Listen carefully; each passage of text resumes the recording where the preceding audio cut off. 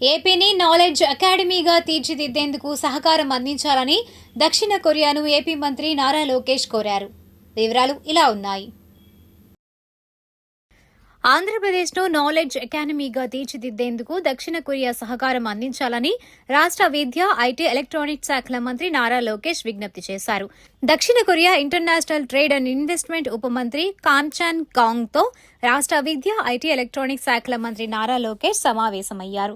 ఈ సందర్భంగా మంత్రి లోకేష్ మాట్లాడుతూ ఆంధ్రప్రదేశ్లోని కొరియా కంపెనీల కోసం ప్రత్యేకంగా ఒక కొరియా పారిశ్రామిక పార్కును ఏర్పాటు చేయండి.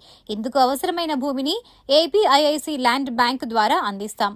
ప్లగ్ అండ్ ప్లే మౌలిక సదుపాయాలు, ప్రత్యేక సింగిల్ విండో క్లియరెన్స్ యంత్రాంగం, ఆర్థిక ప్రోత్సాహకాలు, విద్యుత్, నీరు, లాజిస్టిక్స్, కనెక్టివిటీ వంటి పటిష్టమైన ప్రత్యేక విధాన ప్యాకేజీతో పాటు పూర్తిస్థాయి సౌకర్యాల కోసం ఒక కొరియా డెస్క్ను ఏపీ ప్రభుత్వం ఏర్పాటు చేస్తోంది. ఆంధ్రప్రదేశ్లో రాబోయే 10 GW సామర్థ్యం గల డేటా సెంటర్ ప్రాజెక్టులను అమలు చేయడానికి అవసరమైన ఇంధన మౌలిక సదుపాయాల ప్రణాళికలు, నియంత్రణ విధానాలను రూపకల్పనలో సహకరించేలా రిపబ్లిక్ ఆఫ్ కొరియా ప్రభుత్వంతో వ్యూహాత్మక భాగస్వామ్యాన్ని కోరుతున్నాం.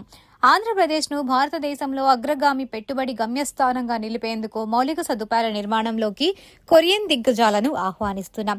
ప్రస్తుతం ఏపీలో ఉన్న 6 పోర్టులు, 7 విమానాశ్రయాలకు అదనంగా 4 గ్రీన్ఫీల్డ్ పోర్టులు, కొత్త విమానాశ్రయాలు రాబోతున్నాయి. ఇవి HDKSOE, Samsung Shipping, Hanwha Ocean వంటి కొరియన్ సంస్థలకు గణనీయమైన అవకాశాలను అందిస్తాయి. ఏపీలో అనుసరిస్తున్న speed of doing business, investors friendly విధానాల వల్ల గత 2 ఏళ్లలో Google, LG Electronics, Carrier, BPCL, Royal ఎన్ఫీల్డ్తో సహా $240 బిలియన్ పైగా పెట్టుబడులను ఆకర్షించాం. ఇవి 2026 ఆర్థిక సంవత్సరంలో భారతదేశపు మొత్తం పెట్టుబడులలో 25.3% ఉన్నాయి. ఆంధ్రప్రదేశ్ ఇప్పటికే సుమారు 14 GW పునరుత్పాదక ఇంధన సామర్థ్యాన్ని కలిగి ఉంది. 2030 నాటికి 160 GW సామర్థ్యాన్ని సాధించాలని లక్ష్యంగా పెట్టుకుంది. ఇది భారతదేశ 500 GW జాతీయ లక్ష్యంలో సుమారు 32%కి సమానం. సోలార్, పవన శక్తి, green hydrogen, pump storage, battery విద్యుత్ ఉత్పత్తి తయారీ రంగాల్లో పెట్టుబడులు పెట్టేందుకు SK Energy, LG Energy, Hanwha వంటి కొరియా సంస్థలకు ఆహ్వానం పలుకుతున్నాం.